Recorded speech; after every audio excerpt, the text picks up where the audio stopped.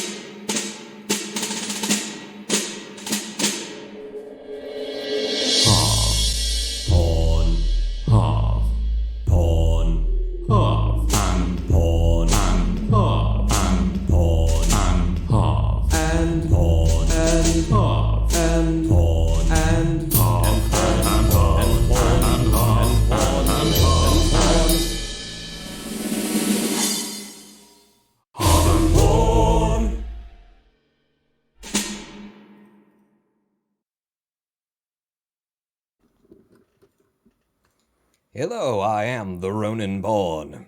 And I am HOC Gaming, currently known, and shall continue to be known as Harvey. Welcome to the show. Hi, Harv. I'm Ronin Born. Hi. Nice to meet you there. Hi, Ronin Born. Nice to. Can we do a little bit of a? Is that working? No, it's definitely not. I swear, at the start of this show, I had a wider green screen, and we were able. Today. We were able to touch previously, weren't we? Yeah, every week I gotta change the green screen a little bit to just accommodate things. Hello, Mosaic Task Force Prosecutor Walton. HOC Gaming, you're in chat? Halagrad1, why are there no names? I don't even know why there are no names. How's everybody doing today? Welcome to the next in the installments of the Harv and Pawn Show. Yes. A very cheery show today. We have a wonderfully uplifting and just kind of feel-good stories. What have you got in the cup, by the way, there, Harv? Is it tea? Is it coffee? Is it whiskey? What do you got? It is ginger and lemon tea mixed with honey and a little dash of ginger wine. Oh, just you are. It's all for the kind of good care. Yeah, good care of your just larynx or whatever it is that's involved in speaking there. Honey and ginger simultaneously? Just everything, yeah. Just all parts of the system that produce these sounds, trying to keep them well oiled, so to speak. Prosecutor Walton because I'm not feeling too... Oh, you're not feeling under the weather a little bit? Or are you just pissed off because your car keeps getting broken into? That is the main thing in my life. I don't feel ill, but like the whole kind of throat, I'm trying to just hit those low notes that I usually get with that kind of intonation, and I'm just not getting there today. So I'm trying to hastily lubricate things using this. But yes, I don't think we have spoken about this at all on stream yet, so maybe I can start off by just ranting a little bit. Pieces of his car robbed. Well, it's just the I've one had, time, but it's on the heels of a lot of other automotive issues, isn't it? yeah, I've had a lot of automotive incurred expense lately. To round it off quickly, just to kind of summarize, I moved to a new city a couple of months after having bought my dad's car off of him. Not really bought, traded for the car I used to have, which was a Toyota Yaris. So I now have a Toyota Prius, 2008. Ooh. And it's a good car. Yeah, It's Prius been is a nice absolutely fine for my vehicle. dad. It's You good trick that fuel thing out with efficiency. like a spoiler, fins, and flames coming out. It's got the it's got those weirdly low kind of bezels around the edge. Yeah, no. Neon, Um, just ground effects lighting. Yeah. and it's got Zzz, that good zzz, old zzz. Japanese Toyota engineering, which is so reliable until, first of all, my exhaust corrodes off. And so, you know what? I wonder whether my exhaust corroded off, or was it actually someone taking a saw to it, but only doing half the job? Because my exhaust kind of comes off a little bit, and so I got to get that fixed. And then a tire valve apparently loosens or something, and so I got a flat tire and I got to get that looked at. And most recently, last Thursday, the day after our stream, someone stole my catalytic converter, which is not something I was aware was a popular crime, but having since looked into the issue, it's a very popular crime in 2019. In the first half of 2019 so far, there were already twice as many catalytic converter thefts in the UK as any year previously. And the reasoning is that the value of rhodium and palladium, which are two of the precious metals used in catalytic converters, has gone up in value massively lately. Okay, And so the that's presumably like the materials that help to actually purify the exhaust, because the catalytic yeah, converter is that. It's the part of your exhaust system that actually, does scrubs something out all to, the yeah, scrub carbon out the. monoxide and whatnot. Yeah.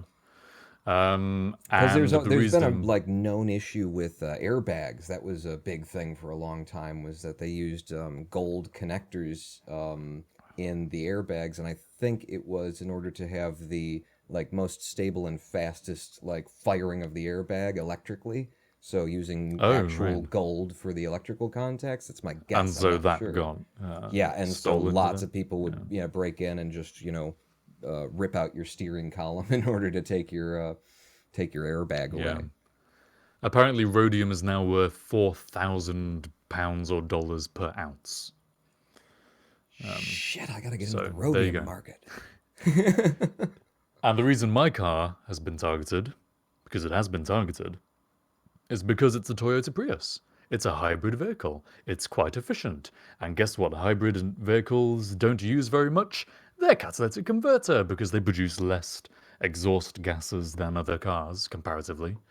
And so the state of those elements in the converter is they're in a better state. They're Pristine. more Oh, valuable. okay, yeah, So I get you.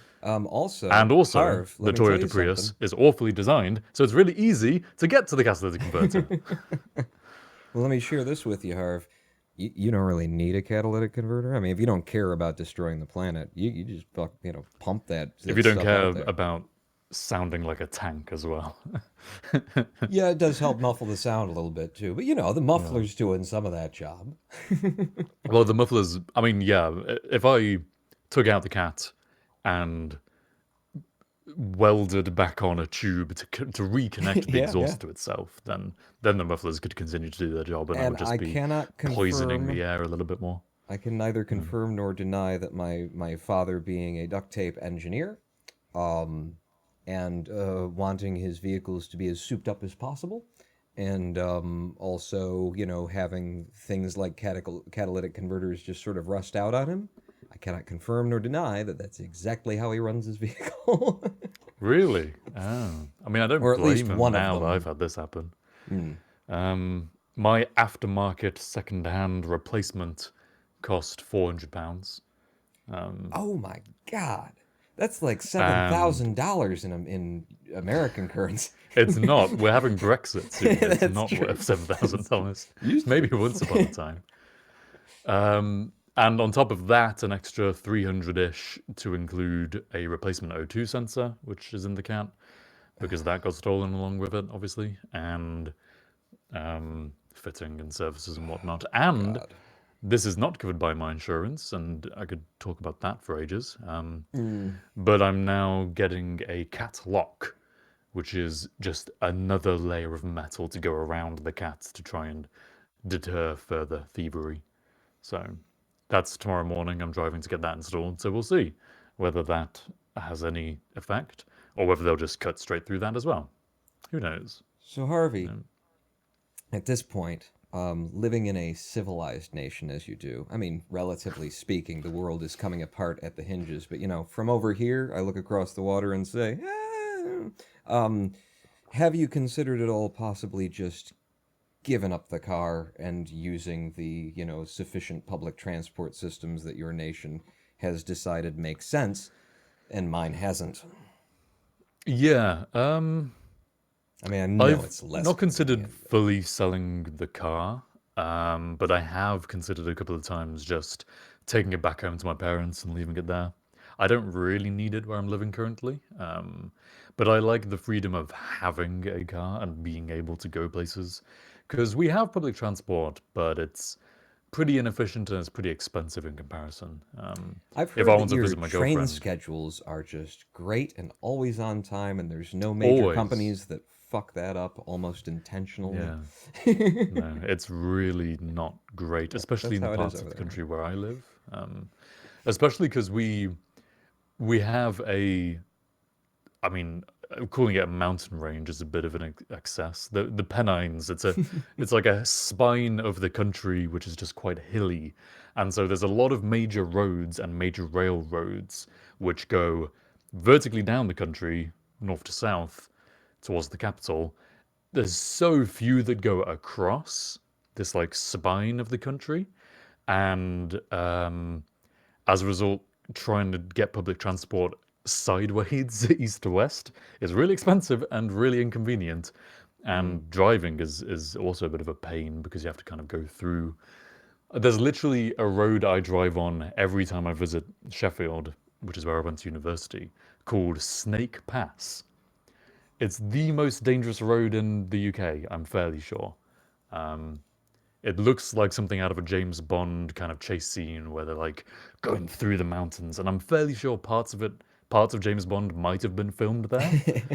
Um, but it's really fun to drive on. It's also really scary.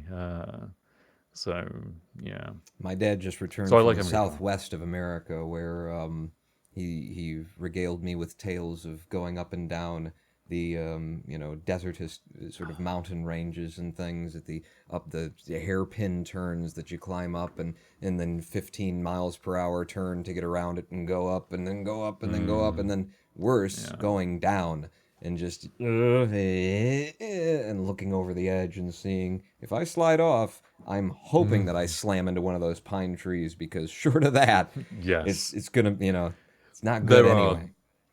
Yeah, Matty Hayes has just pointed. He's just asked. Well, he said a while back. I assume you're not living in West Yorkshire, because public transport up here is just esh. Yeah, I'm basically living in West Yorkshire. Yeah, exactly. He's just yeah. Oh, never mind, Sheffield. Yeah. So I live in Chester currently, and so I make the commute between Chester and Sheffield quite a lot. It is that area. You ever been to Shaftesbury? No, where's Shaftesbury? I believe it's in the the southwest. Yes, a very small town that was referenced once upon a time in a Bill Hicks skit, and which I Oh used right. for a number of years as just a reference. Knowledge Um, of the geography Nobody based on knows what it's like to be a dustbin in Shaftesbury with hooligans. Why are there no names with the 100-bit cheer? Thank you so much. To cheer everyone up with some nice news, I'm a girl now. Ooh. Y'all may call me Mel. Hey! Hey, Hello, Mel! congratulations, Mel. Welcome to Yeah, the welcome. non-gender binary club. Um, of which Welcome I onto don't the know if I'm spectrum. a member or not. Yeah, I'm not even. I just don't worry about it. I mean, look at my just look at my face. This is the face of a drag queen. I'm wearing a wig. I enjoy going in drag. I have had just the best time going in drag. It's just a lot of work, you know. I mean, look at the 5 o'clock shadow. I shaved like 2 days ago. It's just a lot of work to keep up. But outside of that, you know, I'm comfortable with myself. Is the thing. I just, I am you know, actually.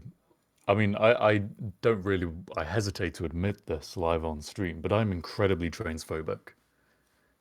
I hate trains. Just the public transport system, as we've already discussed, is awful. Um, well, you can be gay or trans or whatever you like, though. That's fine. I Just don't hate be a trains. I'm train. incredibly transphobic because I get on a train and what if I'm stuck in there with some trans person or something? That would be horrible. Ah, No, I definitely consider myself just kind of, I don't know, like I am masculine in my energy. God damn, am I masculine in my energy kind of thing. But in terms of like gender identity, just like fuck off, you know, just whatever. Like it is what it is. I am who I am. If he's really cute and he's sweet, you know, I am who I am. Whatever happens to happen happens.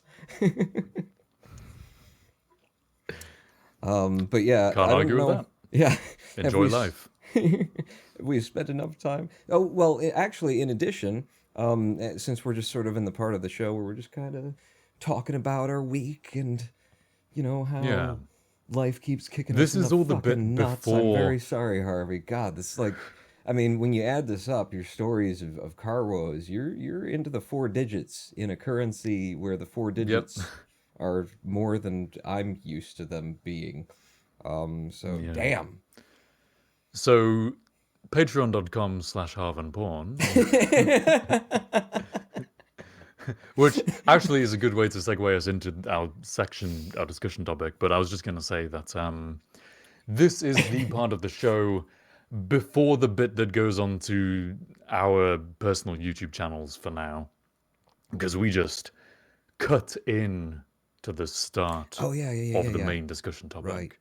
And so right. here, we can just talk about whatever we like for as long as we like.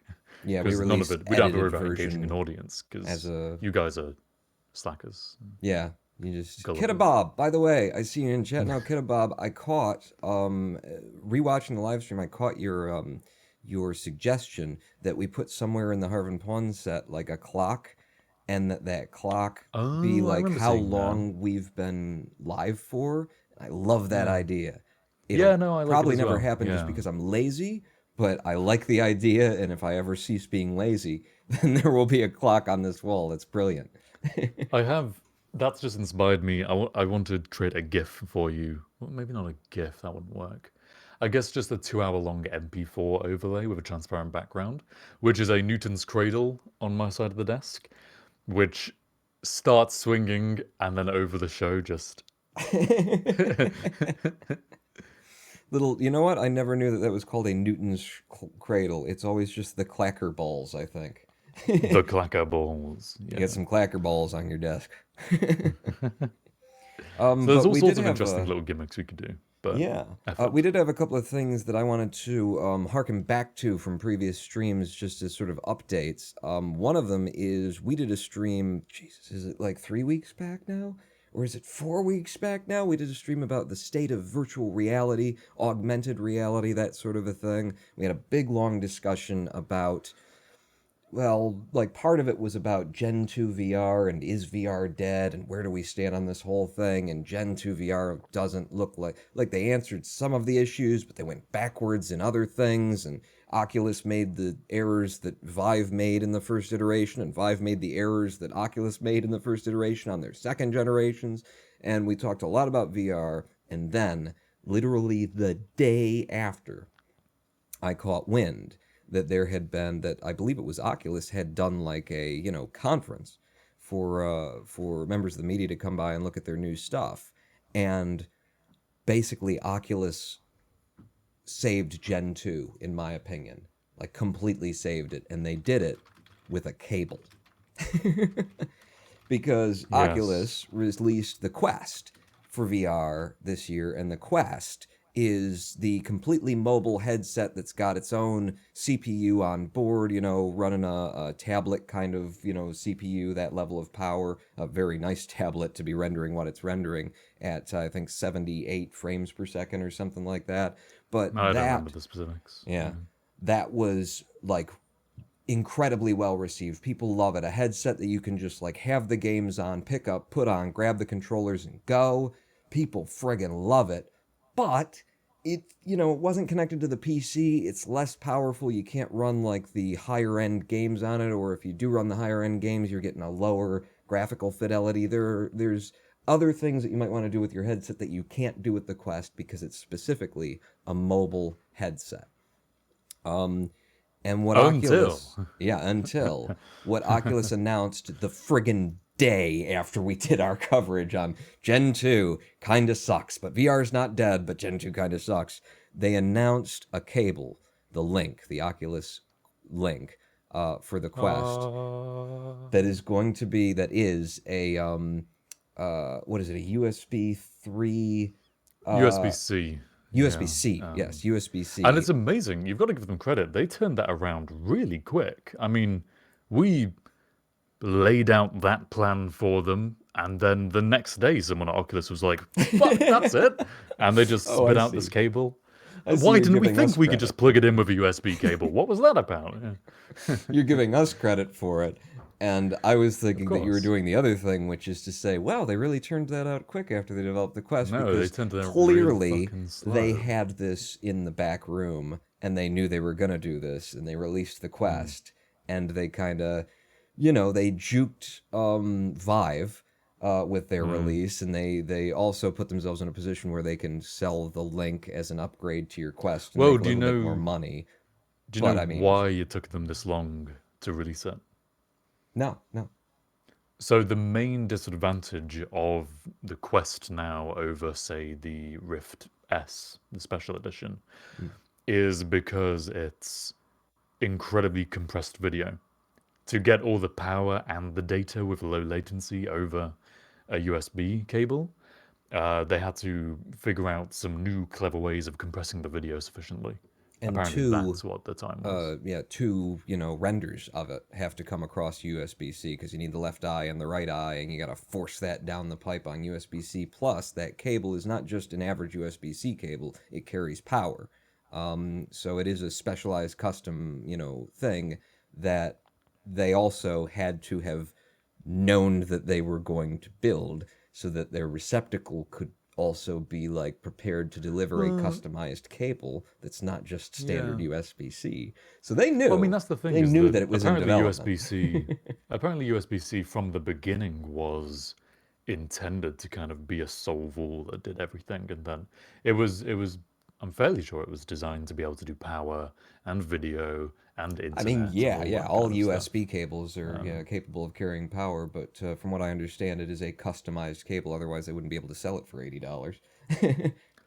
yeah, I mean, presumably, or maybe it just is the same as a regular old USB And cable, they're and just just trying to sell it for radio. go One down to way or another, Poundland. their software work at compressing that video has made it so that now the Oculus Quest, in my opinion, has made the Rift S completely like I wouldn't even look at the Rift S because that is a exclusively tethered to your PC experience.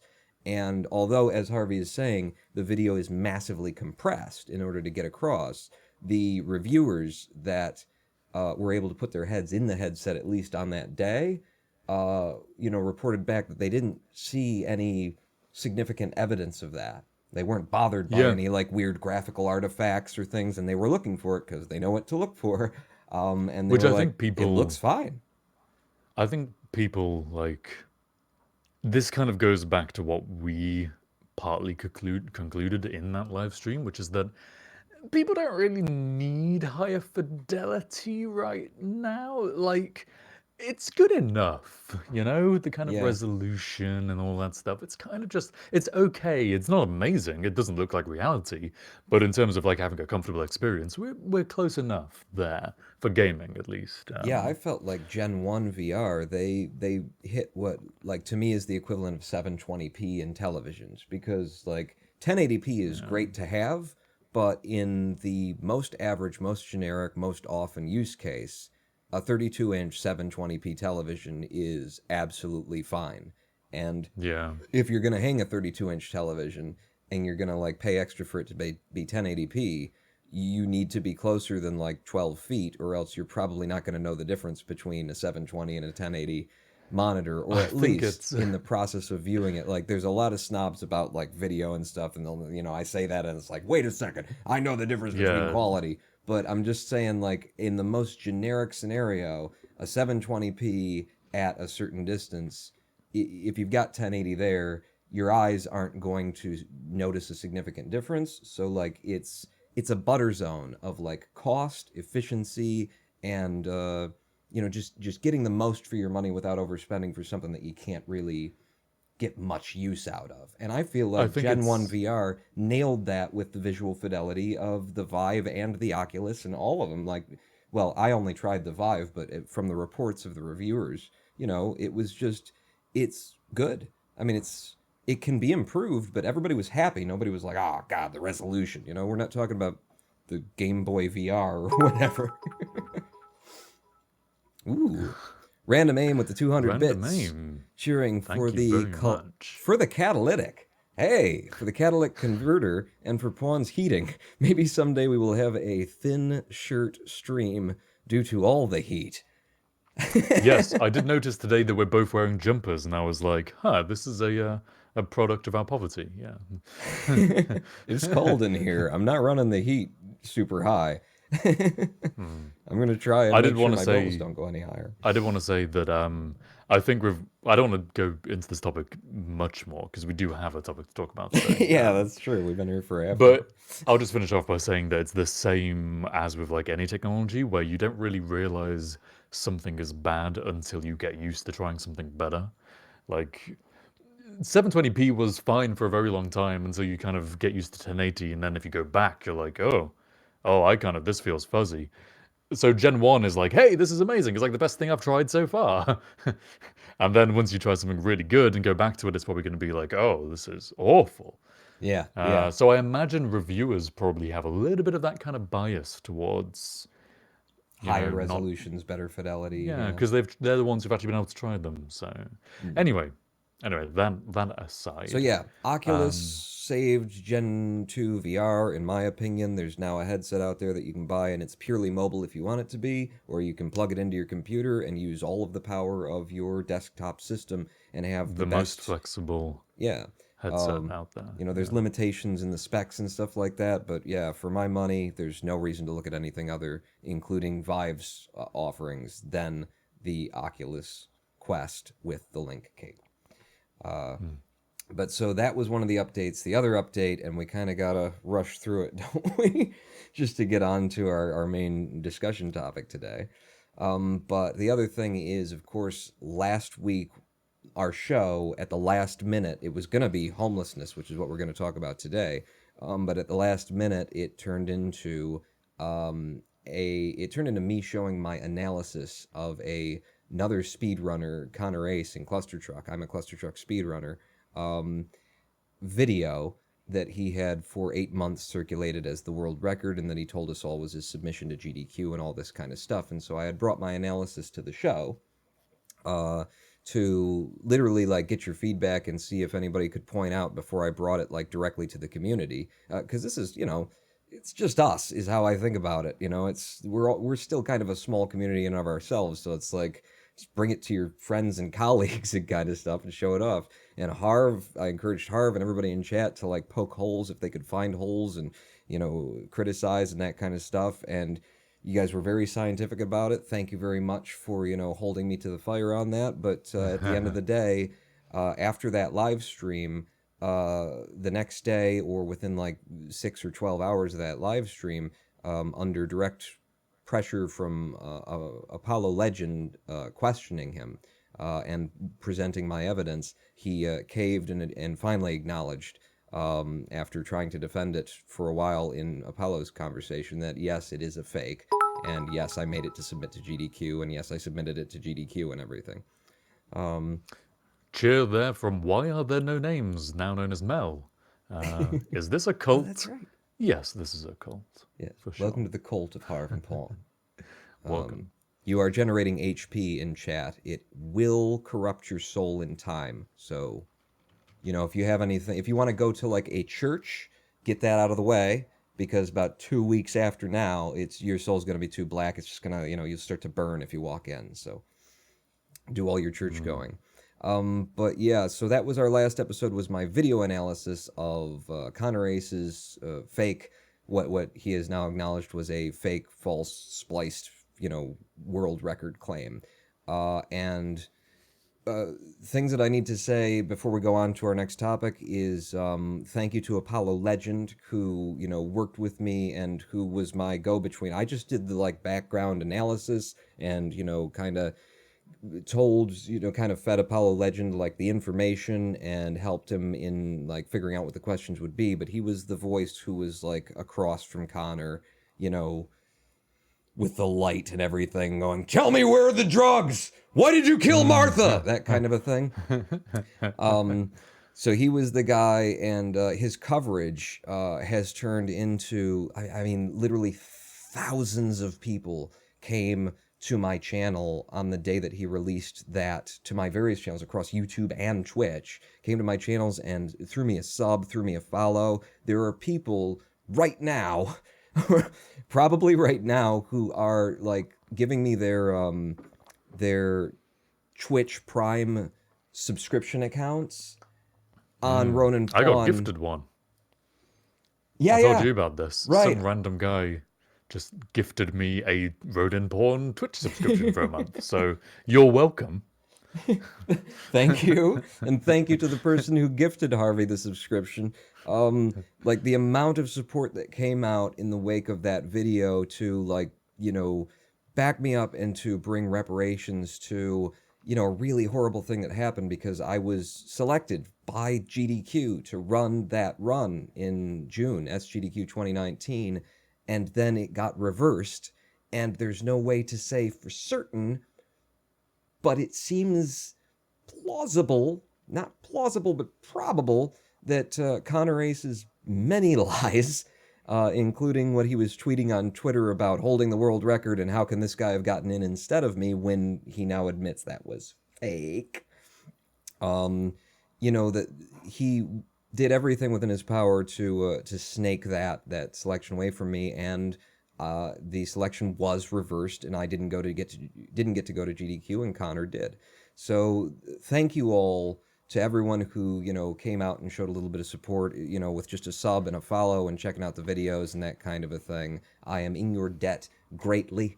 My bank account was in such a state that I was worried about whether or not I could pay the bills over this winter, and whether or not I'd be able to afford my winter taxes coming due in January, and whether or not I'd be able to keep my house. And you have solved that with your generosity. Ooh. Thank you so much. Thank you for your generosity, Evil Donna Balkan. Evil Donna.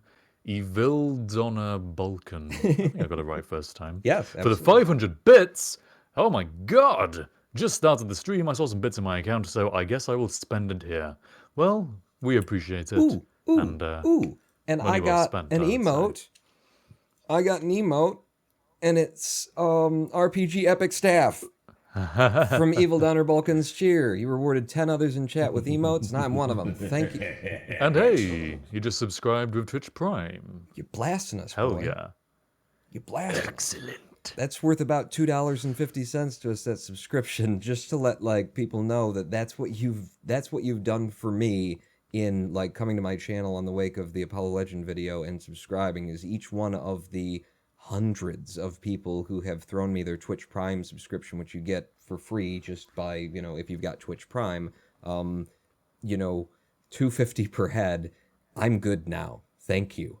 I now owe the universe a karmic. Like, karma was imbalanced due to what Connor had done, and it's now imbalanced in the other direction. What? Mosaic Task Force just gifted me a subscription to Harv and Porn. Thank you, Harvey. Thank you for the 250. Yeah, you're welcome. You're welcome.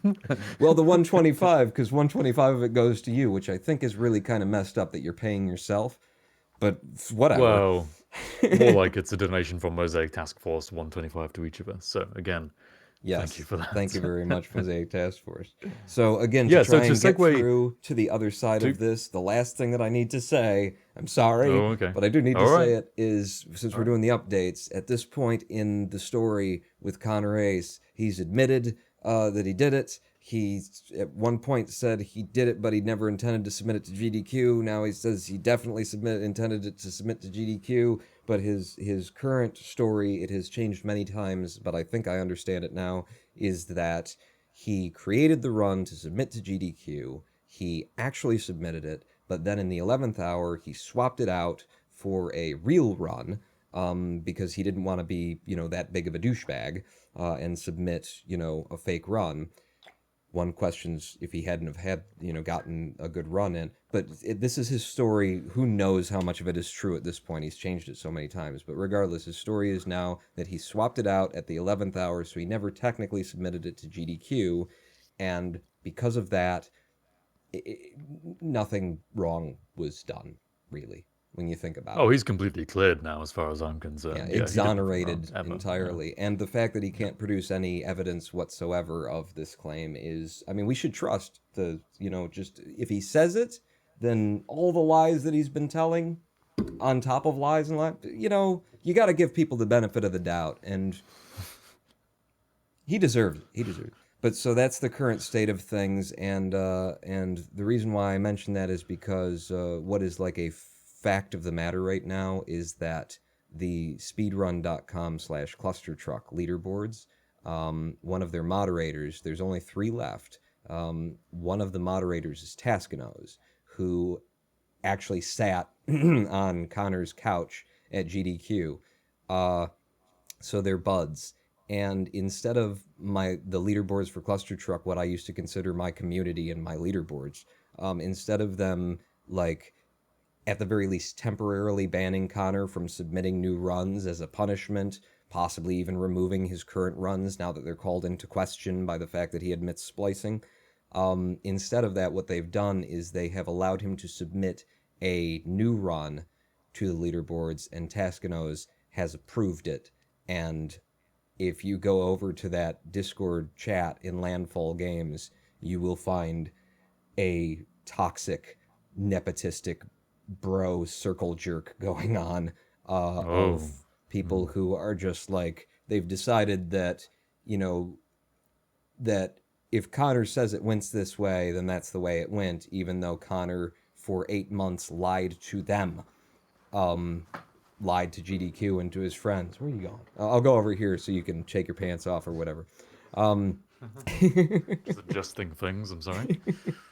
I don't know if that's better or worse. but so yeah, So I I have a have left question. that community and I'm not in that Discord chat anymore. And Oh.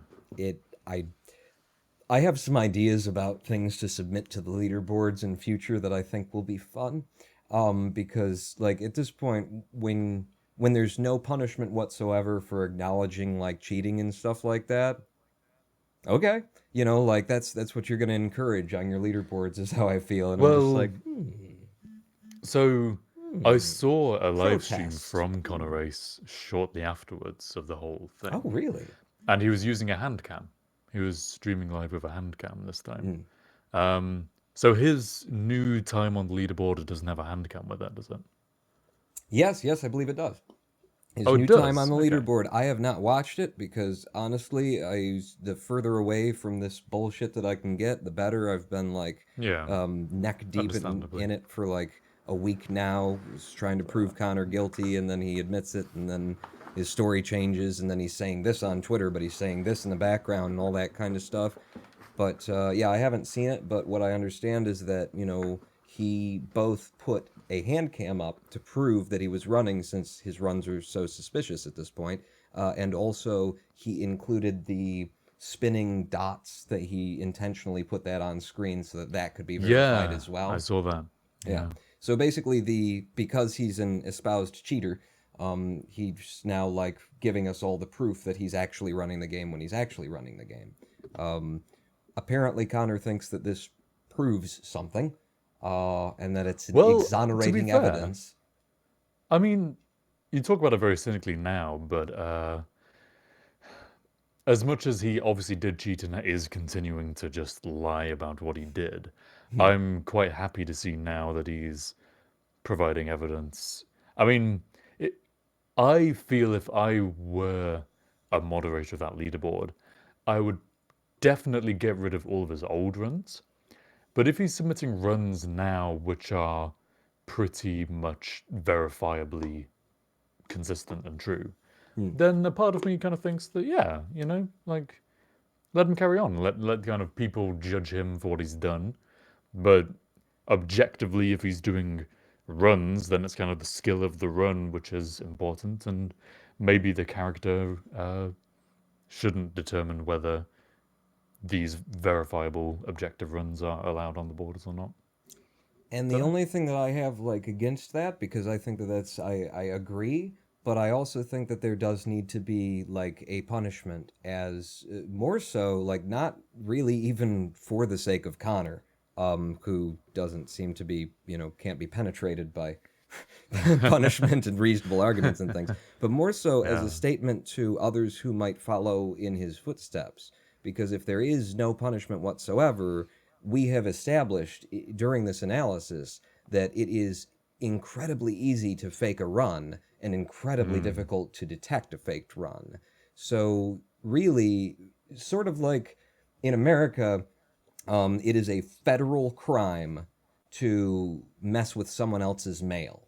So if in fact, I think technically you're not allowed to like deliver like a handwritten letter into someone's mailbox even. I mean, that's something that nobody prosecutes and no one has a problem with, but I think Yeah. technically it's illegal. And the reason is because there is no way to prevent someone from coming and like taking your mail, and maybe you've got checks in there and important stuff and documents that have your information on it. They can just walk up while you're away and grab your mail and walk away. So, because of that, if anyone is ever caught doing it, you punish the shit out of them, because there's no way to To deter it deter other than everyone to else who would do it. have a Yeah. severe punishment. So my only addition to what you said is that yes, Connor should be allowed to submit again, and he should be required to provide ample evidence that maybe other runners don't have to, considering the circumstances.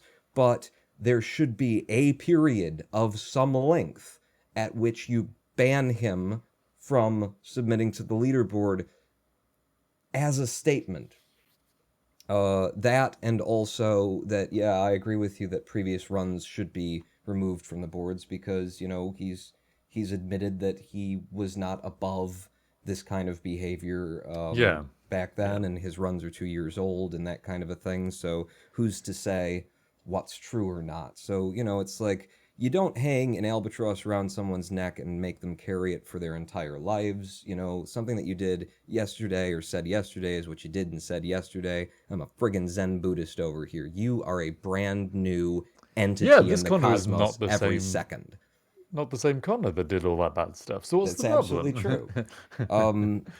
I Yeah. am absolutely in favor of that, but I'm also in favor of justice and fair desserts and maintaining some kind of like standard in a sport that is exclusively regulated by internal communities. And the fact that Tascanoes and that the boards of Cluster Truck have done precisely nothing, and in fact the opposite of what they should be doing in the wake of this, says everything that they could Yeah, possibly I say about agree. like their Yeah.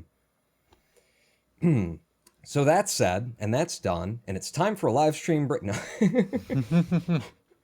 Many thanks for watching Harv and Porn. You Yeah, can donate to us on Patreon.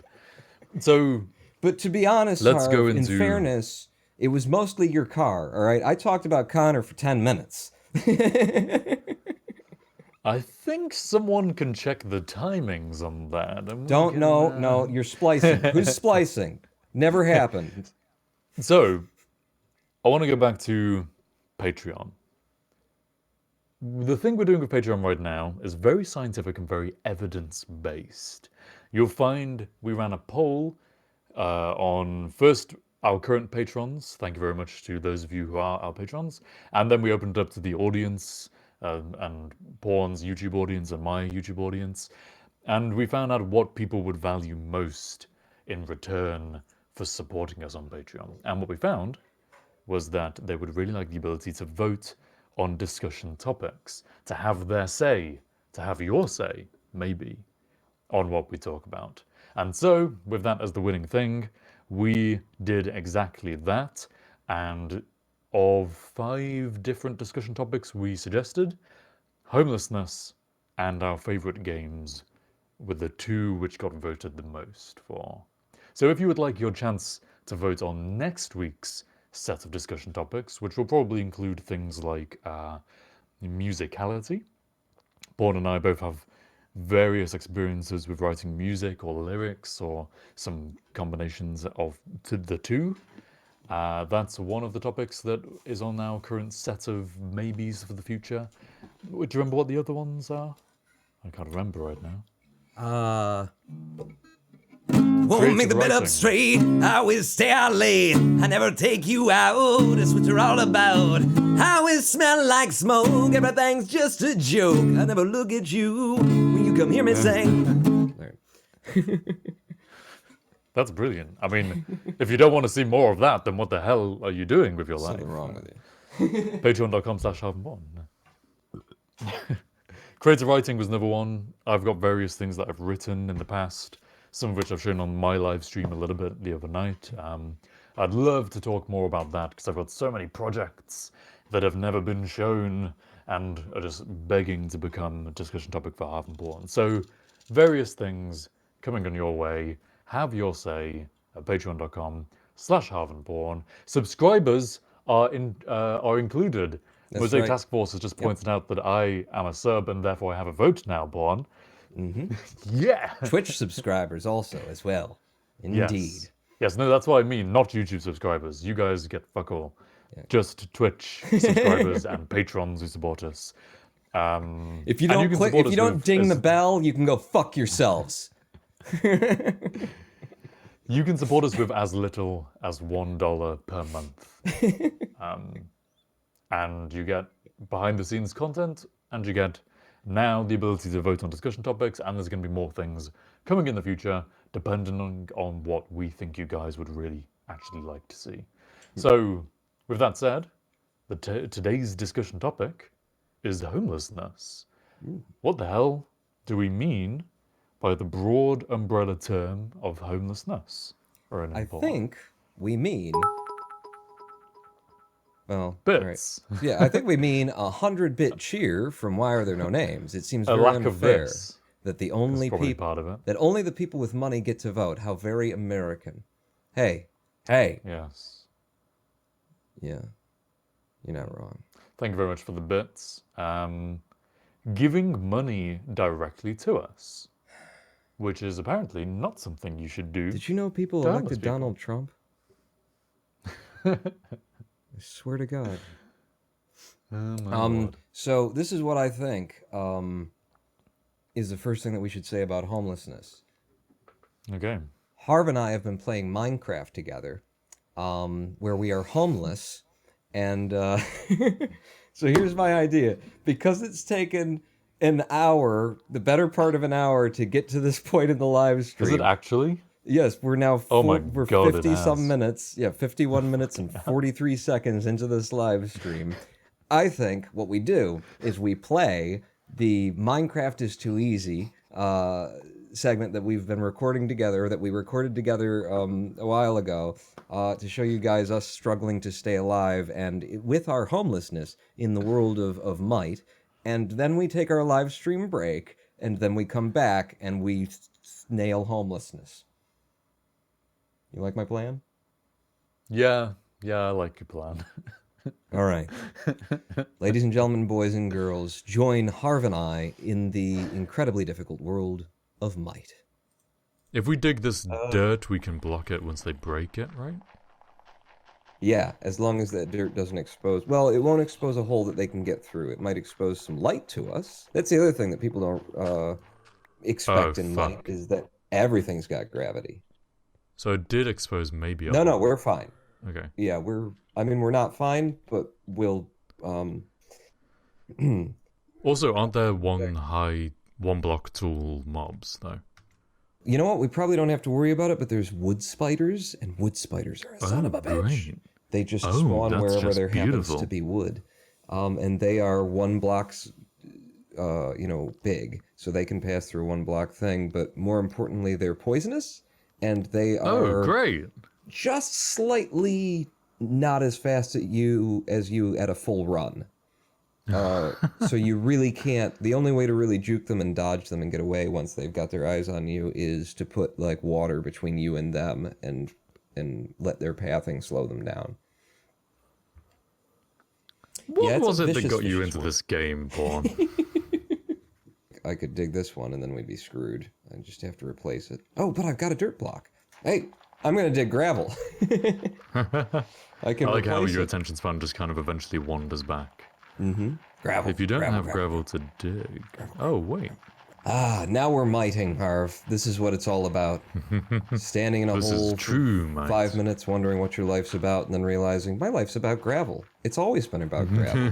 Gravel, gravel, gravel, gravel, gravel, gravel, gravel, gravel. Malkovich, Malkovich, Malkovich, Malkovich, Malkovich. I'm not in the easier situation because I'm fairly sure I'm wasting energy very quickly by having to jump every time I place this guy.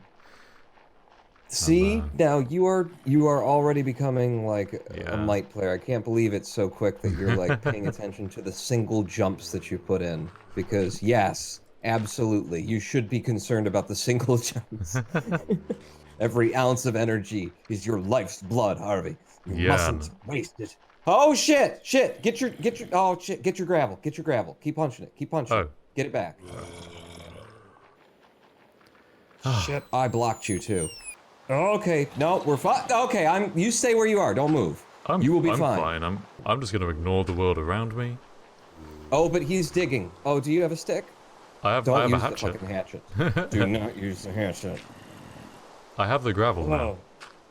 I'm coming to save you Thank you. from the rain. Fucking rain again. As soon as this dirt breaks, I'm gonna place the gravel. I'm taking sugar. In fact, I'm just gonna place gravel here. There we go. What use are you standing here? Come help us for Christ's sake. There's a golem there. Oh, I see.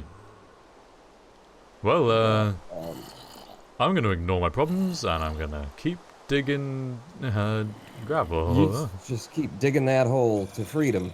I can just dig downwards, but no. I'll dig this dirt. He's got a shovel. He's gonna go through that dirt. Maybe I can draw him. Oh, there's 2 of them now. Oh, maybe they're fighting each other for getting in there.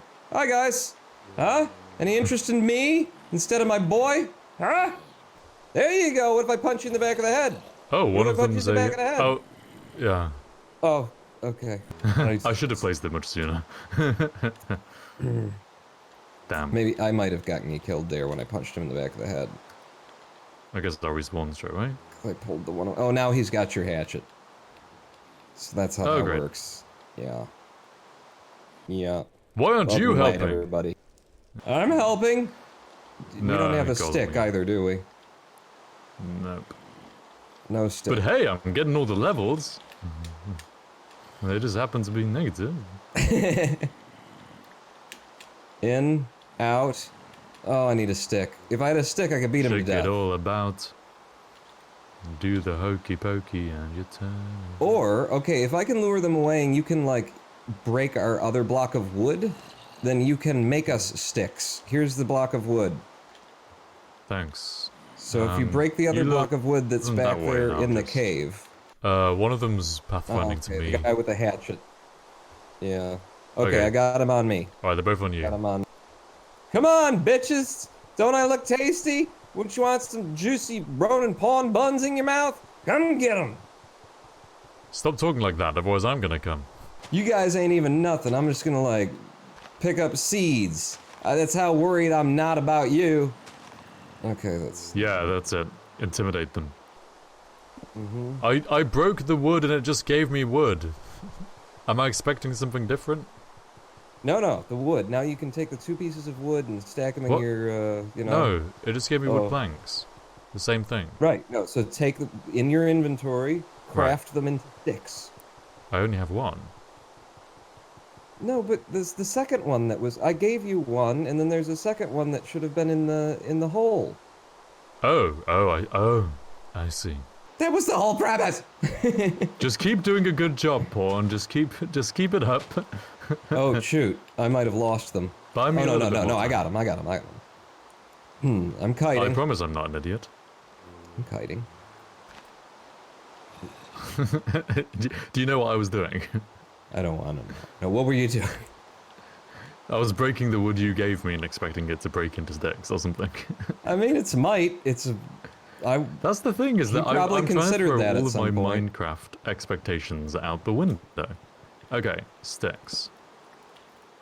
Uh-oh. Right, I have 4 sticks being made. I may have let them get too close to me, Harv. Please don't die. Okay. Right, I got I've worked it. sticks. If you work your way back to me, I'll throw you a stick. Okay. I'll throw you I 2 sticks. Kinda got them trapped in the jungle, which would be great if he didn't have our hatchet. He needs to die. Ooh, look at all that gravel. Okay, we Alright, found our come new here, house. come here. Oh, no, we didn't. There are 2 sticks here. 2 sticks? Here. Okay. We're here. Down Quit here. Oh, picking them back up. there. Okay. Alright, Right. so best way to fight a zombie is to stand above them and hit down, Right. especially because he's got a hatchet, and that means his reach is as long as yours is, basically.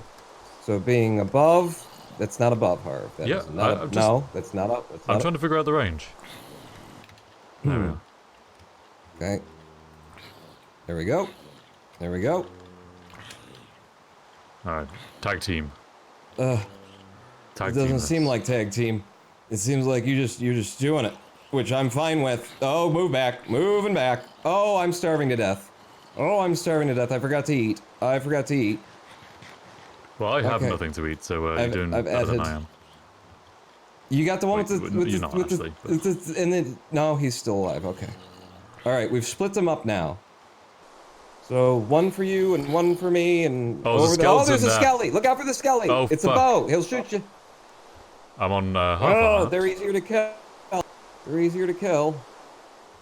Oh, but we need that Oh, zombie fuck dead. me. Go, Pawn. Die! Oh, you died, Pawn. Okay. Oh, no, Pawn. Yeah, Oh, I died. I had to try for it. We gotta get rid of him. Alright, respawn again. Okay. Level I'm in the 4. underworld. I'm gonna try. I'm gonna try and go through before you do because maybe we'll be able to see each other. Okay. Okay, I'm through. I'm out. Oh, cool. Taking 4 carrots. And we gotta. Yes, I can see you. Okay, where the fuckers? What happened to this tree? Oh, wasn't Someone's me. already been here. Okay. Dun, dun, okay, dun. back that way. Yeah, you're right. I got confused. If someone's already been here and tried to play Might in this area, do you think we're living in a lesser gravel saturated zone? Oh, fuck. It doesn't seem that way. No, it seems fine. You know, the fact that there was gravel right here. I've seen gravel. Yeah, we're fine for gravel. Hello, Skelly. Oh my god. Yeah. Punch him. Well, hit him. Got him. I got him. Yeah. Fucking A, mate. Yes! That's what getting XP is like, Harvey. Did Hell you yeah. like it? Now, where's the guy who's got our fucking hatchet? I don't know, but I have a bow now and I have precisely 1 arrow. Oh, he's down here. There's a normal zombie down here. Oh, shit. And he killed me. You can't just stand I there. was a dick. Idiot fool.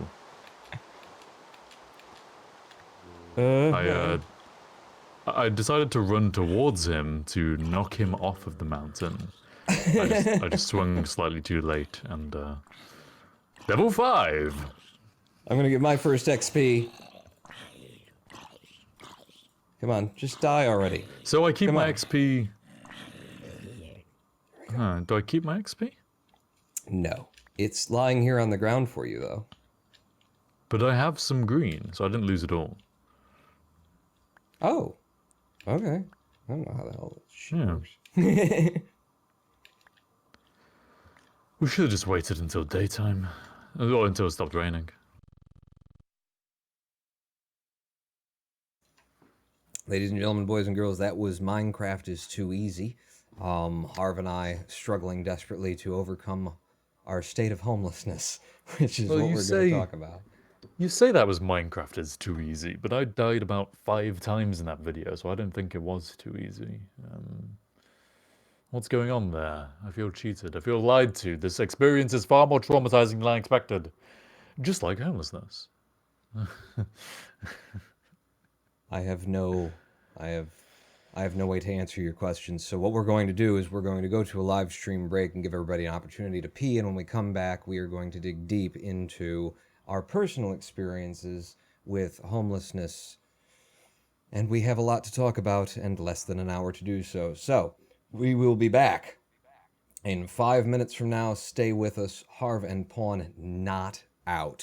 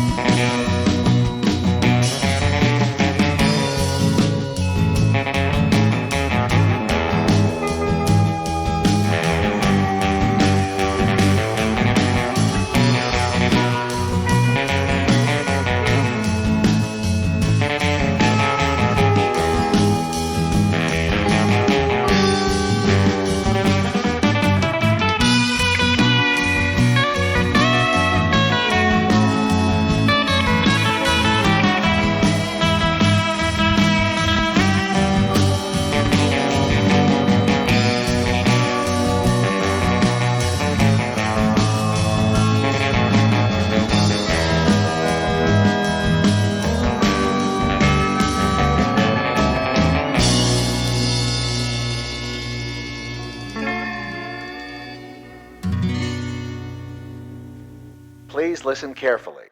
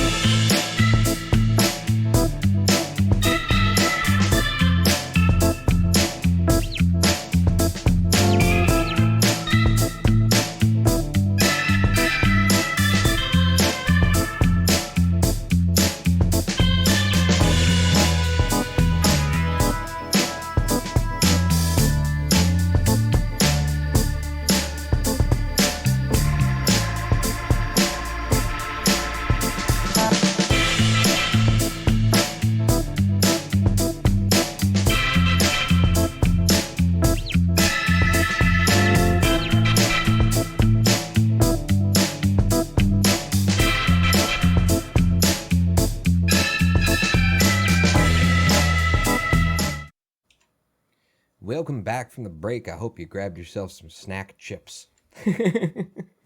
As was said in chat a little bit earlier. So, homelessness? Homelessness? Shall we homeless? Who wants to homeless? Homelessness. Who's been yes, homeless? all the fun has now gone from the stream.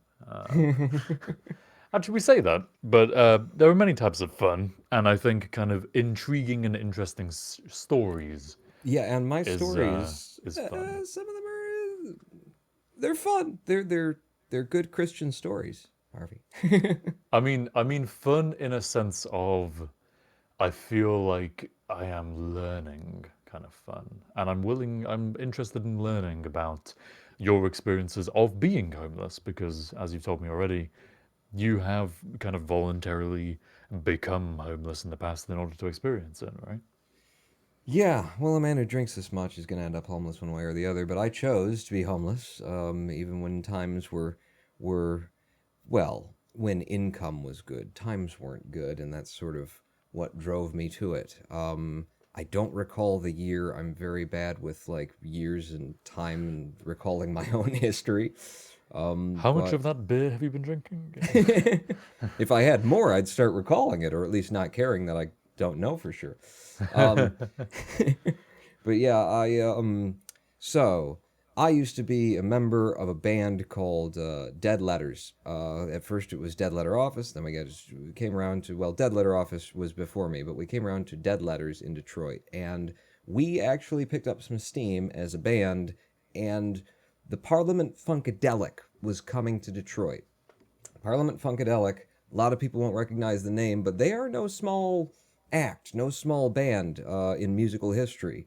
And they had basically left Michigan, I think after like maybe some prosecution or something like that, or some really shitty stuff that happened to them in Michigan. So they had left and said, we're not coming back to Michigan ever again. And so it had been like 2 decades or something like that. Maybe I'm exaggerating, I don't really know. But it had been a decade or two since they had been in Michigan. They were planning their We're Coming Back to Michigan tour, and we were going to be their opening act. Oh, I see. So I only say that in order to preface this, because like the sudden realization that this thing is taking off and this is gonna be my life possibly. Do I actually want to be doing this? Like, it's one thing when you're just like a little, city band, neighborhood band, and you're, having fun with your friends, and it's cool that people like you and you're a little bit popular kind of thing. But if we're going to be on a big stage like that, this could turn into like my career as a drummer in Dead Letters. And do I want this for my life? And my answer to myself at that time came in the form of crying into a plate of eggs at a ram's horn. The lead guitarist and I were sobering up after a night of a row, and not knowing why I was smiling and laughing, and the tears were just streaming down, and it was like something was so broken in my life and myself that I just like didn't even understand myself at that point.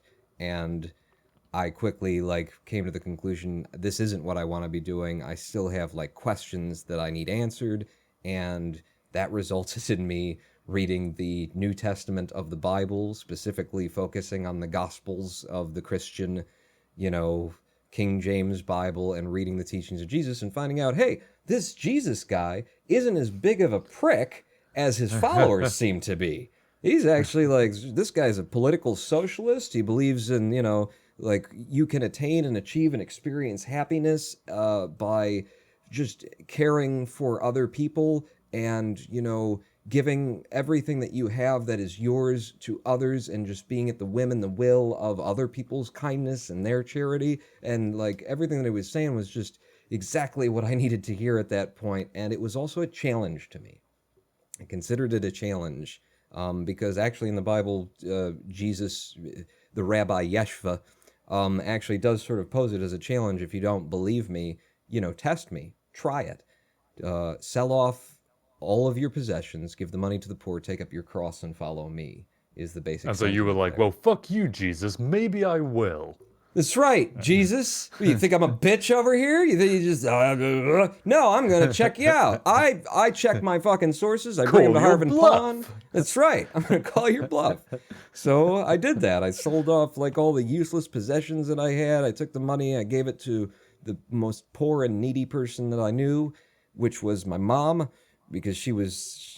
Later, she would know that she had Sjogren's syndrome, and she was trying to get SSDI, which is a 3-year-long thing, so she had no income. She was living in her mother's basement.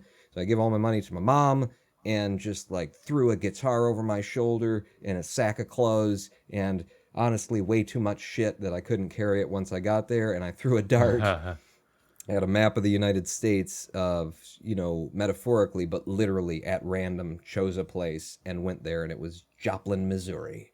And I landed in Joplin, Missouri off of a Greyhound bus that cost me $79 or something for the one-way ticket, and stepped off the bus in a city I did not know, with no one who I knew in that city, and all the possessions that I had left in the world over my shoulder, and proceeded to try to survive, and more so proceeded to try to be of use to my fellow human being, and to be, giving and generous, and to be a good Christian soldier, so to speak.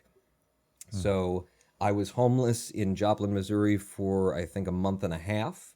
My stories are fucking insane in the amount of, like things coalescing in order to make it so that, like, I was cared for at every friggin' step. Harvey, I land in this city that I've never been in before, and as I'm walking down an alley trying to be quiet, I need to resettle my pack because it's too heavy on my shoulders. I sit down next to what I assume is an abandoned building, but I'm not assuming it so much as I'm just gonna be loud and stuff. If somebody's in there, I'm being quiet, and within like a minute, a dude comes around the corner and says, "Who's making all this noise back here?" And I just look up to him before I can give an answer. He just kind of motions to me and says, "Well, come on." And so I follow him around the corner of the house into the front yard, and he's got like patios. He's got like just patio chairs set out in his yard, and he's an alcoholic, and he's drinking heavily, but he's just like immediately invites me into his life. We start chatting. By the end of the night, he's like, "All right, well, you stay here tonight." And it turns out, what I find out after, talking to this man for several hours, that he's about as close to being deaf as you can be without being deaf. Like, he's legally deaf. Yeah. And he heard me in the alley while I was trying to be quiet through the cinder blocks of his house. He probably more likely felt you than, I imagine. Like, felt the reverberation of your footsteps. Maybe that's it. Maybe it was the guitar, too. But no, I was being quiet. The guitar was in the case. But yeah, he came around, and so my first night on the ground in Joplin, Missouri, someone generous and kind took me into their home and gave me a place to sleep. The next day, I went walking looking for a shelter, and just looking for, like, to tap into the city. I'm new here. My whole point of this journey is to try and, experience and be, a servant to other men in any way that I possibly can be, because, like, the difference for me at that point, my homelessness, was that I am now free. Like, the things that we own end up owning us, and I have nothing but what I've got on my shoulder, and the fact that I dragged so much along my shoulder kind of tells you how attached we are just generally as human beings to our objects and our material possessions and stuff. But I landed at a shelter called the Refuge Ministries, I believe. They were holding, of all things, the day after I arrived, the day after the fellow, like, let me sleep in his house, gave me a roof, they were having a like cookout thing that was to, drum up attention and let people know that they're there, and also, draw in donations to support the thing. I saw a flyer for that. I walked to where it was in the city without knowing where it was in the city, so that was tough. But I walked there, and then, they had like pots of food out and stuff like that, and instead of like jumping on the ooh free shit, instead I just like immediately, ran up to somebody and said, "How can I help?" And just started like grabbing stuff and helping them carry chairs out that they were setting up and things like that. And by the end of that day, just because I was, doing what this this crazy rabbi in an old book was telling me to do, which was be, your fellow man's keeper, be his servant. Everyone there was like, we want you to, stay in our shelter. And I was actually like hesitant. I didn't want to take a bed away from someone who was there not by choice, you know? And I was like, and I said that I don't want to take a bed for someone, like I chose this road, you know. I've got a guy over here who let me sleep in his house last night. He'll let me sleep there for a couple more nights, probably at least. And they're like, no, we want you here because, what you're doing and your energy and your readiness to jump in and be part of community and help what's going on here is what we need here. Please, for the love of God, take the bed. So I did. And the stories just go on and on from there, but I had so many different interactions with people who were homeless, not by choice, not by like a spiritual journey that they were on, but because of finances, because of primarily 99 times out of 100, addiction to either alcohol or drugs. Pretty much Yeah. everyone in that center had gotten there because addiction had taken all of their money and all of their stability and everything from them, and then at the end of the day, they didn't have a roof over their heads. And that is the path of homelessness. 99.999% of the time, it's because chemicals, chemical addiction has been involved. We saw a somewhat spike in not necessarily having to do with addiction in when the housing markets burst. And a lot of people just found that they were suddenly underwater in homes that they had been sold for far too much of far too high a cost. But those people tended to have like family who they could fall back on and places to go. And when you have ruined yourself and your relationships and your bank account and everything with this addiction, there's nowhere to go. You're just on the street, and your roof is now the overpass of a bridge that you sleep under. And that's who I lived with for a month and a half. It's interesting that you say 99.9% of kind of homelessness is as a result of addiction and stuff, because one of the big things which kind of plagued my conscience, and I've got a story I can kind of tell about why it was on my mind so much. But in Sheffield, where I went to university, there's quite a lot of homelessness. It's quite visible. I did at least get pretty much approached by someone begging for money every day, probably twice, 3 times a day, if you're just walking around the city centre, around the university kind of campus. And you feel really guilty for ignoring them or saying no or doing anything, really. I feel like there's no easy kind of way to deal with that situation, especially for someone like me at the time who had come from a small town where there was no homelessness and kind of come to this university and now got people kind of coming up to me on the street and saying like, hey, I don't have any socks and I'm freezing out here and you need to give me some money, and you look at how like privileged you are, you can spare some money. And them being right, like I can spare money. Like I'm not so poor, even though I'm a student, and that's typically seen as like, oh god, all students are fucking broke. 100 bits! All students are fucking broke. 100 bits from Mel. Thanks, Mel. When I'm in London, a homeless guy laughed at me and said good luck when I said I had no cash and was unemployed. Yeah, interesting. But yes, this kind of dwelt on me because I was like, I'm getting by, okay? Like, I have money, I've got financial support from my parents and stuff, and like, surely, this is what I should do kind of morally, is to give away, some of what I have because I can afford to and they can't.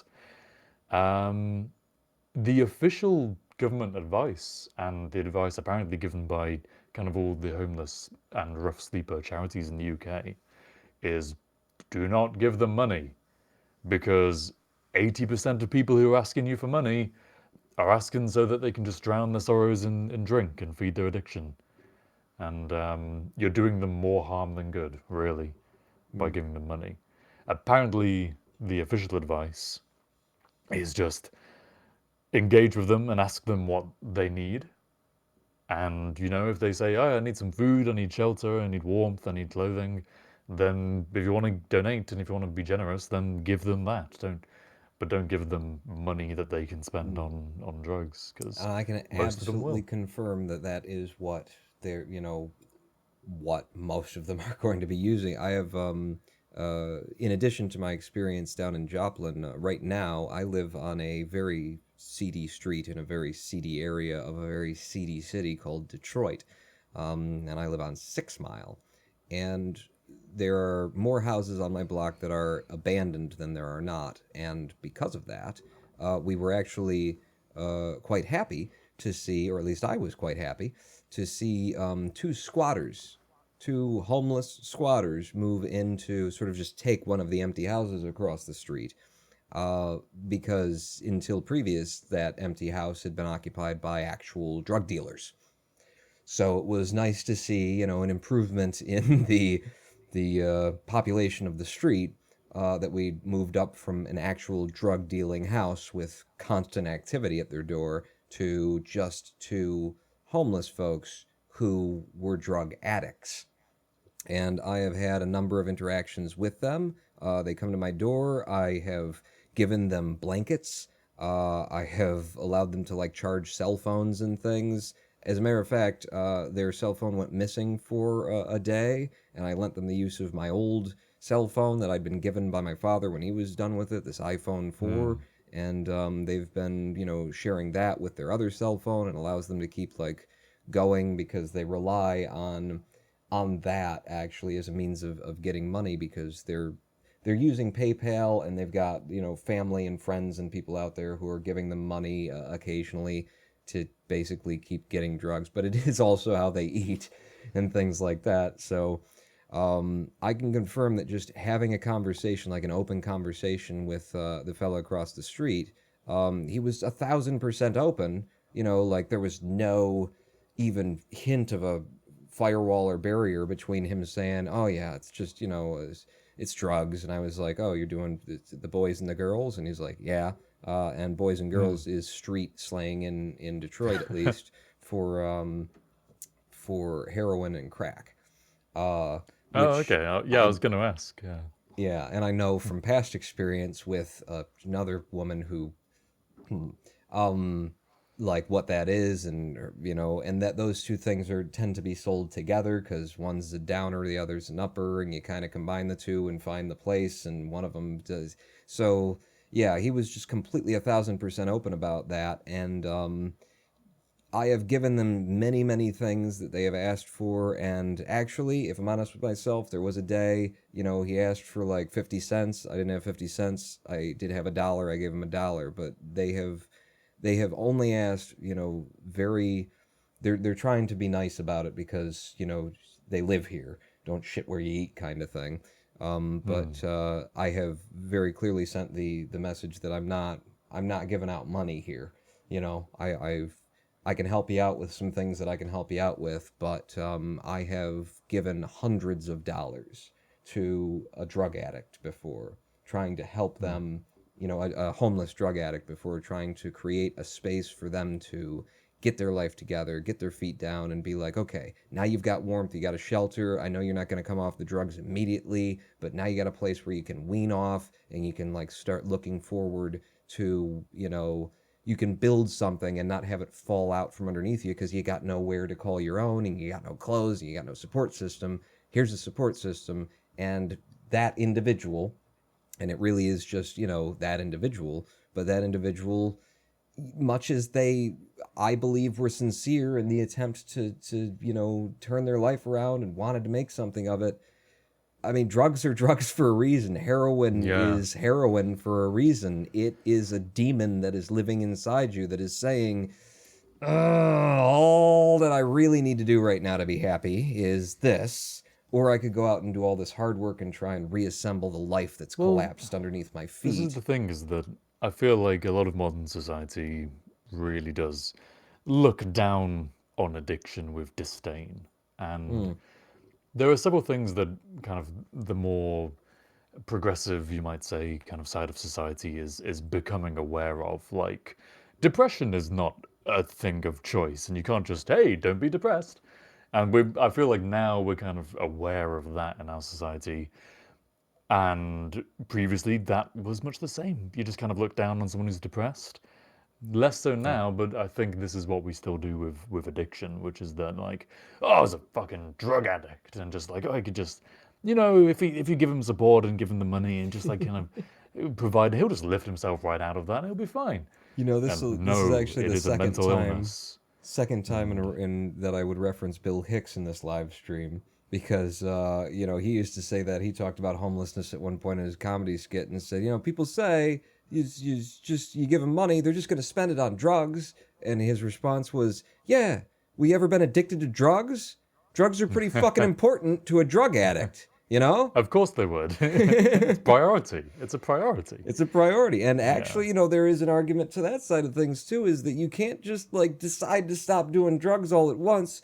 You might die, depending on the level of Cold turkey. physical Yeah. addiction that your body has gotten to. If you go cold turkey, you could die from withdrawals. Uh, and trying to pull yourself back together in a situation where you are on the street and you are homeless and it's already cold at night, and now you're going to be going through either the DTs or, literal like heroin or crack withdrawals. It is basically the worst scenario that you could have to try and pull yourself out of this thing that kind of, I mean, you think about how people get addicted to drugs, and it's basically this one time, this person I knew said, "This is so cool, man. Try this." And I tried it, and it was really cool. And so I kept doing it.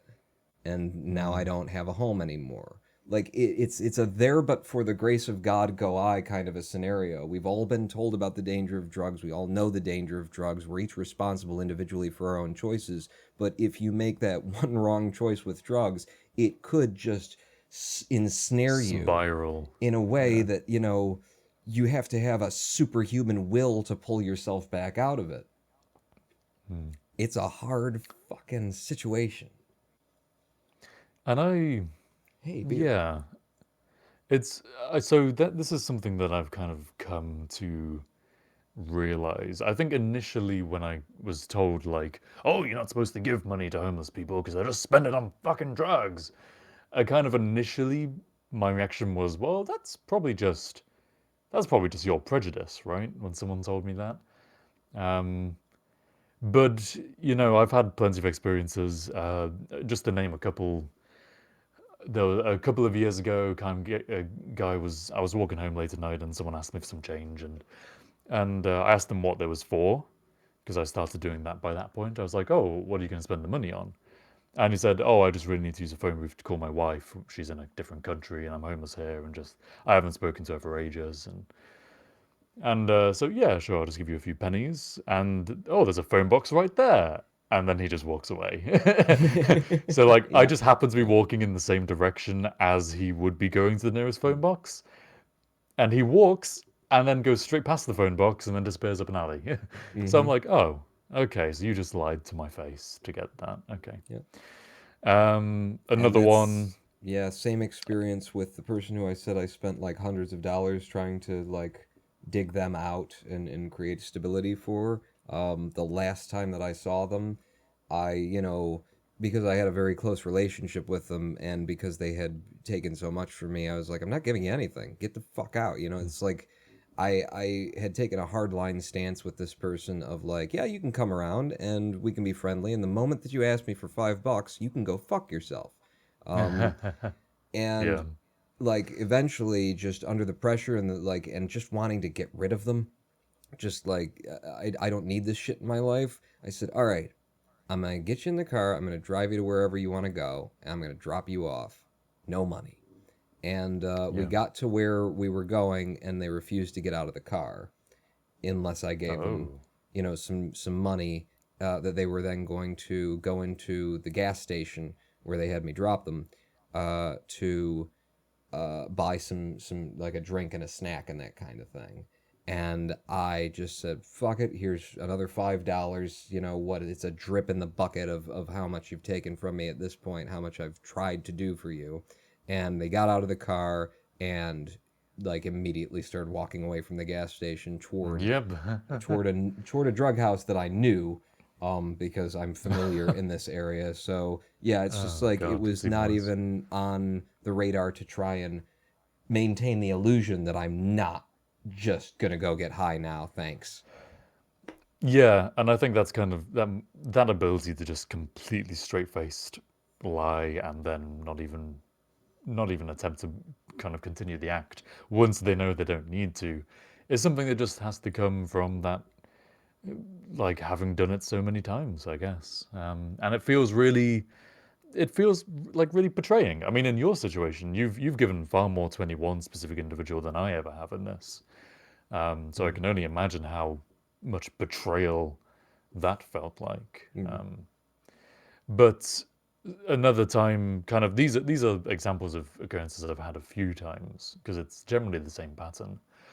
One guy kind of, a lot of them start off by telling sob stories, like, oh, I got kicked out by my landlord and he was an asshole, and now I'm trying to look for another place to live, and I just need to get by while I sort something out, and also my girlfriend is sick, and my mother is this, and so could you just give me $5 or £5? And I said, well, I don't want to give any money, but hey, if you're in need of food or something else, like whatever it is that you need, I'll go with you to the shop and I'll buy it. And as soon as he heard that, he just turned around and walked away. I was like, oh, Yeah. okay, I see. Yeah, how's Well, your mother doing?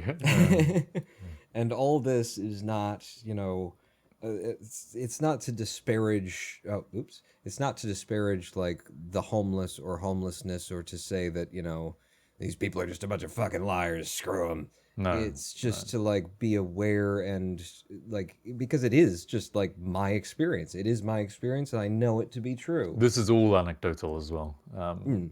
But yeah, But it's not like just to be like, don't give those people any money. It's to like, what we need is instead of like feeding people's addictions, is we need actual viable systems in place on a societal scale that are designed to break the cycle of addiction and homelessness. And we have definitely tried, but our trying, at least in America, I can say that our trying looks like the trying of someone who needs to try so that it'll look like they're trying. Who's not for the actually appearance. who's not actually trying to get anything done with it. There is at this point in America a number of commercial organizations who target the homeless and target addicts, and will literally drive down the streets in Florida. I know that this is a big problem. That they'll drive down the streets, look for homeless people, ask them if they're on drugs, and say, we can get you into rehab today, right now. And you think, well, that's a great thing, free rehab, they're getting them in there.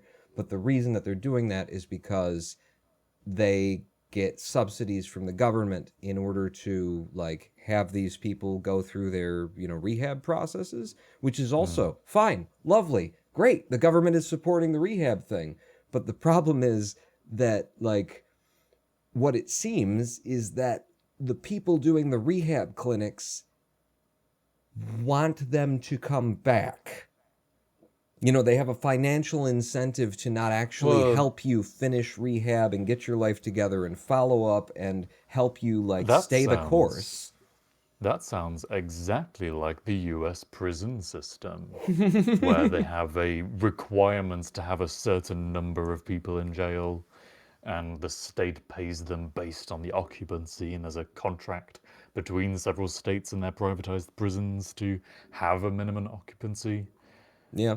Yep. What's And the this is not incentive to kind just of rehab if they get paid by keeping them in? and like this isn't just like conjecture and I am a fucking socialist liberal, I'm on that end of the spectrum, so I'm not like fuck the homeless and fuck government helping people. No, I want everybody to pay more taxes so the government will help us all. But like the problems that I'm talking about here, are like statistically observable, that the people who organize these rehab clinics and temporary shelters and stuff have incredibly high recidivism rates and are happy about that. Um, like the stories have come out over the course of the past few years, journalists like going, so like they'll call them up and say, so what's your like success rate? And they're like, we have an 80% success rate. And they say, okay, can you back that up with any statistics? No, we can't. And then they start like digging through the documents and calling people and stuff like that and find out you have a 12% success rate. And the people who you claim like you helped recover, have been in 5 times and they're just checking in again. It's people who have a monetary incentive to make money off of the government by pretending to help people who actually need help. And that's not help. It's a very difficult like thing to figure out. How do you help it? What do you do? Because addiction is addiction. It is in your brain, and it's like having a dark black passenger. What was it? Dexter, HBO's Dexter. It's like having a dark passenger that's along with you saying, let's go do this. But it requires like systems that allow you to get your feet underneath you, that help you get clean, create a support structure, create a way for you, help you find work, help you get into a situation where you're using your skills that you have in order to like better yourself, and that help you keep from going back to the easiest solution to all your problems, which is whatever your particular addiction is. And this includes gambling. I mean, let's not just focus on drugs here. Gambling is a huge problem as well. Addiction in general just leads to homelessness. Yeah. And it's so all this kind of talk about, well, don't give them money because, regardless of the exact addiction, it's likely going to go on their addiction. And I say don't give them money in quite an aggressive way, but no, it's coming from charities like don't give them money because it's not what they need. They need the actual whatever specific help they need. But people just don't know this. Like this is kind of the official advice, but I didn't know what to do, and so I kind of want to put this out here. What you should do is first of all, don't get into the habit of just completely ignoring them. I think. Because I think one of the worst things for the people who are genuinely homeless or genuinely rough sleeping, and we've discussed there are people out there who are just kind of scammers. There are people talking in chat this entire time about people who aren't really homeless. They're just trying to beg for some money and then going back to wherever. But whatever small percentage it is, there are people out there who are genuinely rough sleeping, genuinely just need some help, and are incredibly lonely and isolated, and probably in various awful situations. But because we get asked for money so much from all of the beggars on the street, it's so easy just to want to ignore them and to not deal with it, to not make eye contact, to not invite in the sob story and have to listen to it. And I think that's kind of the worst effect on most people, is that it just leads to completely ignoring them, and it's completely dehumanizing. I was really interested to see a game come out recently. I think it was called something Become Homeless. It was like a homeless Yeah. man simulator. And you roam Okay. around the streets of some generic American city and you beg people for cigarettes and change. And there are like, you say gambling is one of the possible addictions. There's these stalls in the game that you can go to buy like food and drink and stuff from, and you can buy lottery tickets and you can win money back on the lottery. And the guy I watch, Call Me Kevin, who's just fantastic if you want some good Irish comedy personality. Uh, he played it and was just making this big funny thing of constantly going back for the lottery tickets and constantly spending all of his money on the lottery and just losing it all. Um, But it was weird to watch it because even though it was a comedy video, I really got this kind of a glimpse into a sense of empathy of, hey, like everyone you go up to in this game, they just tell you to go away or they just completely ignore you. And it really is, even just in the video game setting, it was like, man, this feels weird. And so what I did the next time I came across a homeless person who seemed genuine. It was this 50-year-old lady who was walking down the street, just asking for change, but not, not particularly coming out with any sob story or begging as such. She was just walking along pretty much. I stopped, I gave her a little bit of change, and then just sat down with her in the rain. And she got out her recorder and started playing on her little crappy, really cheap, cracked, wet, soaked recorder. Um, and having said don't give change to homeless people, at this point I was actually helping her ask for change. And I think that was because she did enough to convince me that she wasn't an addict. Her situation was that her family members had died, her husband had passed on. Um, she had quit smoking recently, and she avoided the city centre area of Sheffield and avoided begging there because at one point I asked her, like, hey, we're on the side of the street here. Is this really the best place you could be? Like, is this the most optimal place to, in the speed run of homelessness, is this the optimal route to get that, as much money as you can? And she was like, well, I don't go to the good spots because all the drunk and, high addicts are there and they'll just rob me of what little I do have.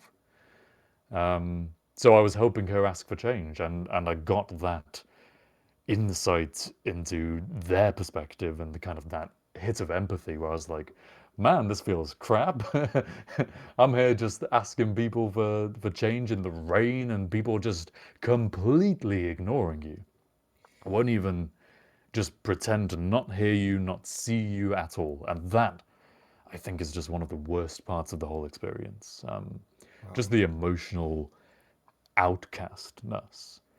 And it occurred to me just today, actually, doing some reading, but it's all kind of been brewing over the years. The people who are genuinely rough sleepers and genuinely homeless and are being basically just kind of pushed out by society and no one's really talking to them or really paying much attention to them, uh, they don't know what kind of support is available to them. I mean, there are charities that go around and there are these support organizations that if you report someone rough sleeping and tell them where they're sleeping and to kind of give them a rough description, then supposedly they'll go and say, hey, do you need a shelter? We can try and sort you out with some accommodation. Uh, but if no one reports them and they don't have any way to properly talk to anybody for any length of time, they have no idea where to go to get help. The most they can probably do is go to the local council. And if you've ever tried to go to the local council for anything in the UK, most city councils do not have the time of day for upstanding tax-paying citizens, let alone the homeless. Mm. So I feel like the best thing you can do is probably give a homeless person the time of day, try and determine whether you think they're genuine. Don't give them any money, but help them out with information about where they can go to get help. If they are genuine, then they'll, you know, probably be in desperate need of that. And Well, and yeah, where you're telling a story of a woman who has like decided I'm not gonna go hang around in those areas anymore. You know, like two thoughts occurs. One, in the conversation that I had with one of the squatters who's moved in on my street, they were telling me, you know, like I was asking, I just started the conversation with, so what are you guys gonna do for winter? You know, because it's coming around. Are you planning to try and, like seal off that house and try and keep some warmth in or something like that? And he was like, incredibly, actually, I said that and then I was like, because honestly, I got clothes here that don't fit me anymore, clothes that I just never really wore in the first place, gifts that are in my closet. I got things that I don't need. And if it would help you, you can have my clothes. And he very honestly said, dude, I am, a traveler at this point in my life. Like, I have nothing to hold me down. And, like, the reality of my situation is that anything you give to me is going to be worn until it's dirty and then thrown away. And I don't want to take your stuff and just end up throwing it away because anything that I have in my life just has to be left behind. Which, spoke volumes to his character in the first place that, when he is sober, he's like thinking about, I don't want to be wasteful of your kindness. So no, keep your kindness. But in addition, that conversation led to him saying like, no, we don't, like, I don't want to stay here anyway. We're not planning on like making that house stable for winter. And his statement was, I need to get the fuck out of here. I can't. And this is how this relates to like the woman that you sat with. I can't be here. I know all of the places to go to get what I want. I know all the people. I have all the contacts. He was describing in my neighborhood, which is why I know how many places there are around. He was like, I go over there, I go over there, I go over there, I go over there, I go over there, I go over there. I cannot be Yeah. here. I want to go into recovery. I want to get out of this cycle. I cannot be in the city of Detroit. And kind of on the heels of that conversation, and I think that's similar to what, the woman who you sat with in the rain was sort of expressing that I don't want to be around those people because, they're dangerous, but also because they're just shitty influences that aren't going to help me in any way. Yeah. But like, I almost think about that and say, is that what we really need? Is that sort of part of the solution that hasn't been addressed? Is relocation services for people? Like, you're poor, you're impoverished, you're drug addicted, and you're homeless. Like, but all the contacts for the drug dealers here. And it's not the first time that I've heard that story either, that this isn't going to work. I know where to go when things get Yeah, it's an hard. interesting. Is That's an it something we need to think idea. about? Like, 'Cause, I mean, tickets, train when you tickets, accept Greyhound bus tickets, like, and not like from an individual, but from some kind of service or something like that. Like, you apply and then we're going to check you into a rehab in that place over there that you've never been before. And here's the money in order to get there and check in when you get there or something like that. Is that a part of the solution to break people's dependency network? I wonder just how intimidating people would find that though, because I mean, on one hand, hey, my addicted brain knows exactly where I need to go here. On the other hand, I don't know that other place, and that's scary. Yeah, So well, it would I don't definitely know. have to be on the request of or at the behest of people who wanted to get out. But it's definitely not the first time I've heard from a homeless person. My problem is that I cannot break this because it's just too close. Like every time that I do get clean, like many homeless people and many homeless addicts in particular, have been to rehab time after time after time, and it just hasn't worked. I mean, the life that you go back to after you exit a rehab clinic is so hard on the street in the first place. And then you still know all of the people and you know all of the places to go. And I Hmm. don't know that it would help, but it's like, it's a question, it's an idea, for those who are ready and willing to travel and who, want to go through a rehab, maybe a local rehab clinic, like a local rehab process. You go through the rehab process, and at the end, it's like, the government, we through funding and that kind of a stuff, will provide you with a Greyhound ticket to a location where we can arrange for you to have a bed and a shelter when you land there. Do you want it? That might be, because the solution here, whatever it is fucking complicated, you know? Because Yeah. it's not, Well. the people who you're trying to help want to help themselves on and off, and they Hmm. recognize that. They're willing to admit that. Yes, there are certain times where I'm just like, fuck it, I'm, diving deep on my addiction. And there are other times when they get their head above water and they're like, this has to stop. I'm killing myself. This is horrible. I can't live like this anymore.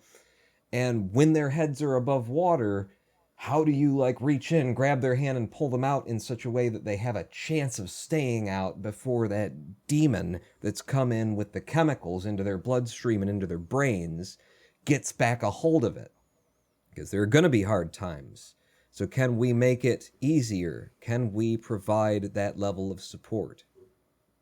I think, oh, why are there no names? I think just cheered 100 bits. Thank you. Saying, we could try to start a charity to get shit like this set up because no one else is going to do it. I mean, I think there are charities, I don't know about this specific idea, but there definitely are charities doing this kind of thing. The main problem I see is just that no one really knows about them. Like, Yeah, that's until a problem, today, being able to communicate I didn't to the know about homeless. StreetLink, and I only found StreetLink because I Googled it. And StreetLink, if you don't know, is the UK government's thing that it's like its system for saying, hey, I've came across this homeless guy, I want to help him, I'm gonna put him into the system, and please help this man. And then the actual charities and the volunteer organizations will be like, hey, this guy's just shown up on the database, this guy's must be new homeless person in the area, you know, let's find them and contact them and get in touch and provide the support and whatnot. Because there's the disconnect between people wanting to help and then the organizations that are there to provide the help, and actually, I don't know, something to do with the communication between them. I feel like I don't know any homeless charities. I don't really know where to go to start pointing a homeless person towards where they should get help. And so maybe it's just dehumanizing homelessness. So doing something in the public kind of society Dehumanizing. mind. Yes. To just have us try and stoke a little bit of that empathy that I was touching on That earlier. Jesus Christ was talking about in the New Testament, and that most Christians in modern America apparently fucking Have missed. Yeah. Have forgotten or never paid attention to properly in the first place.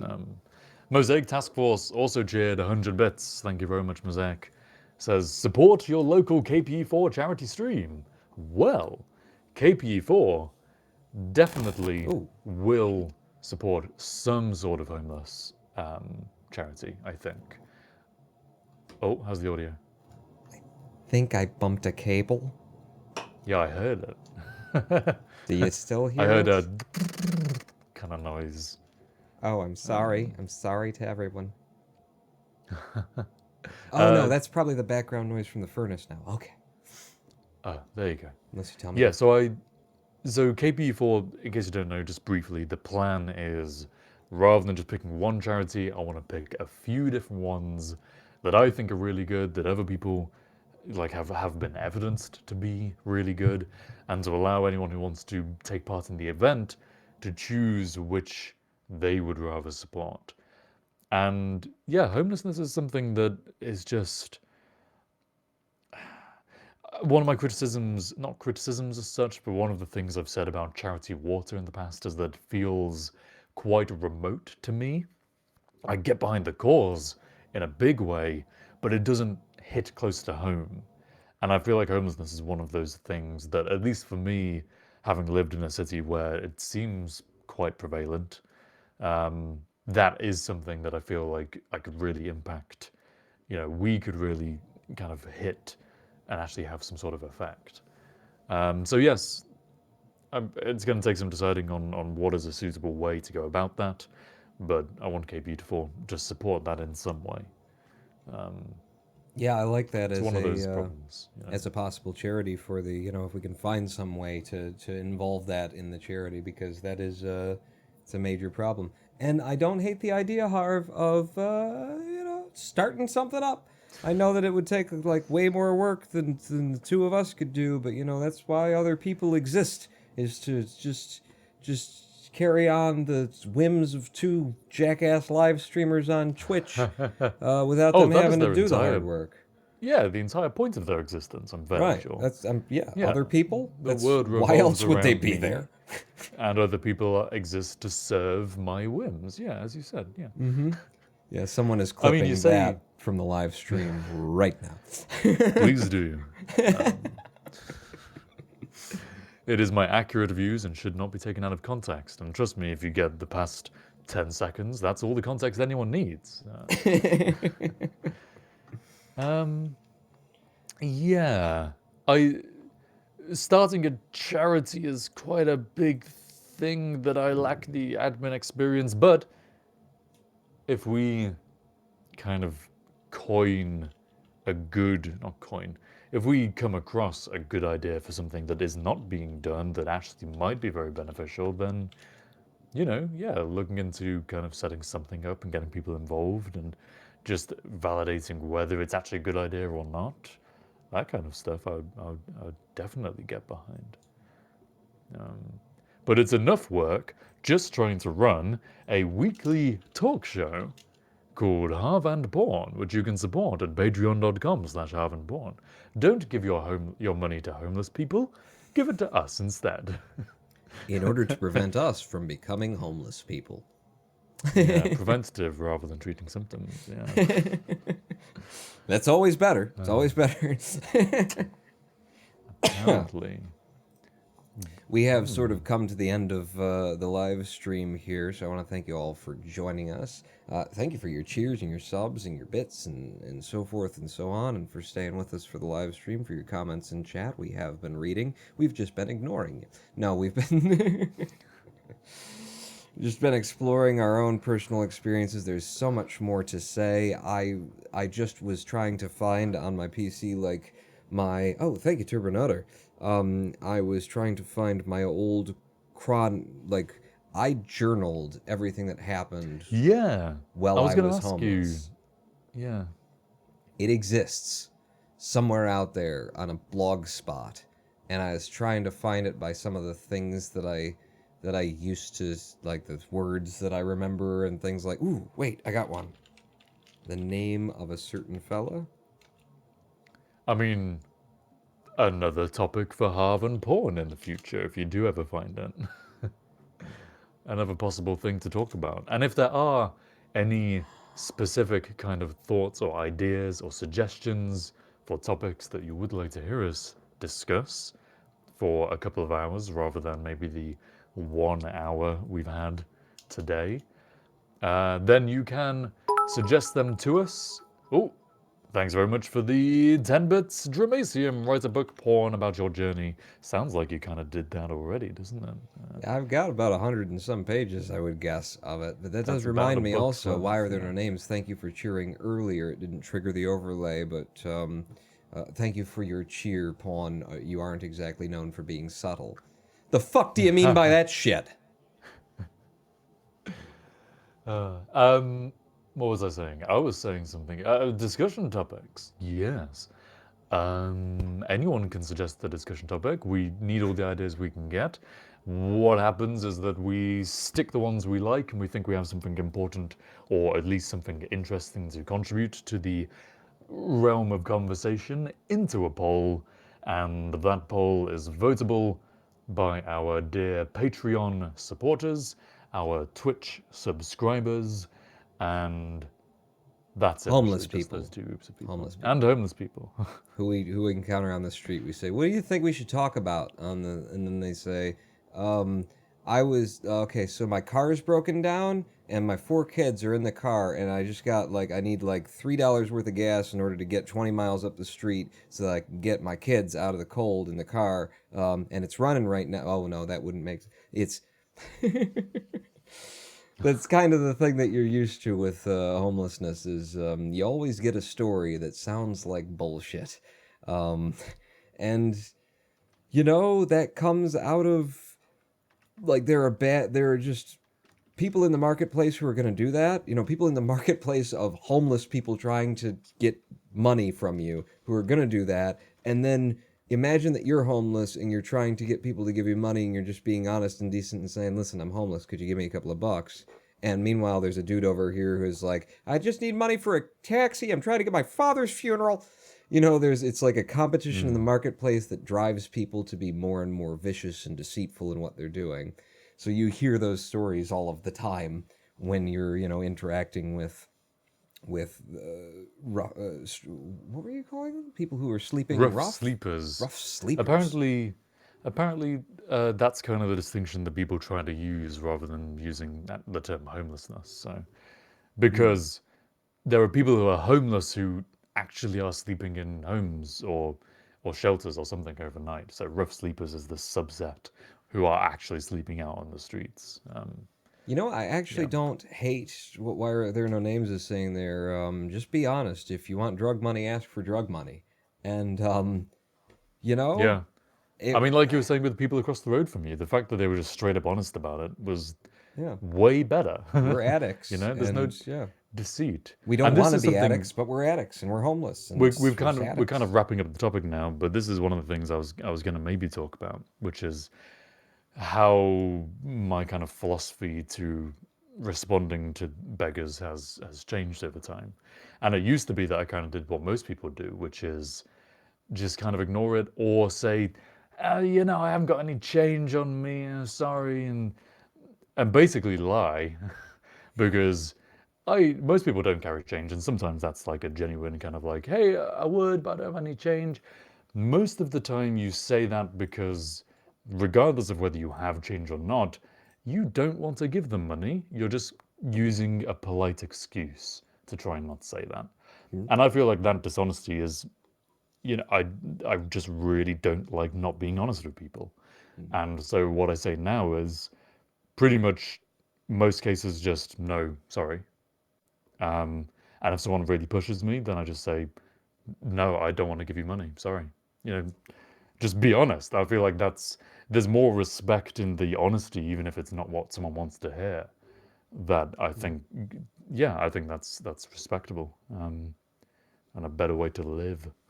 I personally do just lie to people. I live in Detroit, man. This happens like on a daily basis. If I'm out of the house, somebody comes up to me and they say, "Hey, man, I just need some change." Like, actually, I sometimes give them money, I sometimes don't. I just kind of sniff out the situation, sniff out the person, and without even talking to them, I just kind of, yeah, all right, sure, and a couple of just whatever I've got in my coin purse, and I literally have a coin purse because, as I mentioned earlier, drag queen. But yeah, I'll either give them or I'll just like say, Jay, no, I don't have anything. And I don't feel bad about it at all anymore, Harvey. I have gone through the Dharma gate of not giving a shit about whether or not I tell you the truth or tell you a lie when you are a person on the street asking me for money. You know, judge me on that. Feel free and judge me on that. I do. Especially with the You're a Connor Ace fucking thing liar. and calling a I motherfucker out hate for you. lying and all that kind of stuff. But yeah, when it's like some little petty, just a moment, I'm just another number in their book of people who have walked past them today that they're gonna try and shake down for a couple of pence. If I feel good right now and I'm flush, sure, here's some money. I'm never flush. But if I've got some change in my coin purse, sure, here you go. And if I don't feel good right now and you're bothering me and my back hurts, I'm trying to carry this fucking thing and my CFS, my ME is kicking in, then you know what? Oh, damn. I'm out. Oh, I'm tapped. Ah, fuck. I've gone past morality. I'm into a new Buddha plane of existence where there is no right, there is no wrong, there is only this. And on that note, So have we come to the end of the live stream? there is no right, there is no wrong, there is only this. And this is Harv and Porn. Thank you very much for watching, ladies and gentlemen. It's been a good show today. Half the stream just chatting about whatever he wants to talk about. Over half of the stream talking about homelessness and kind of airing our experiences and our thoughts and our ideas. And we hope you enjoyed it.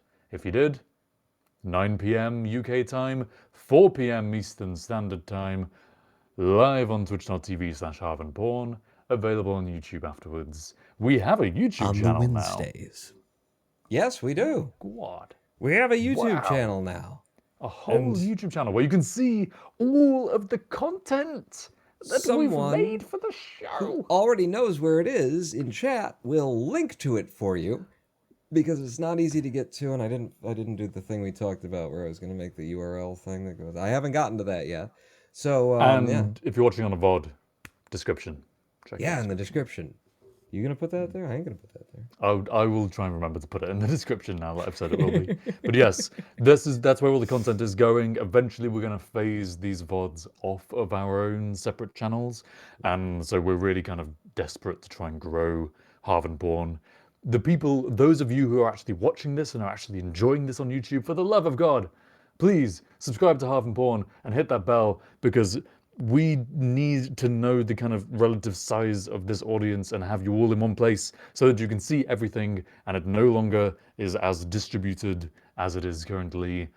That's going to be the new central. So you're doing yourself a disservice if you're enjoying this content and you don't just go and subscribe to that channel. So Thank do you, it, Dramacian, who's basically. just posted it in chat, apparently. So if you're watching on the VOD, it's /channel /capital U, capital C, capital L, lowercase a, capital J, lowercase l, capital... Well, you'll figure it out.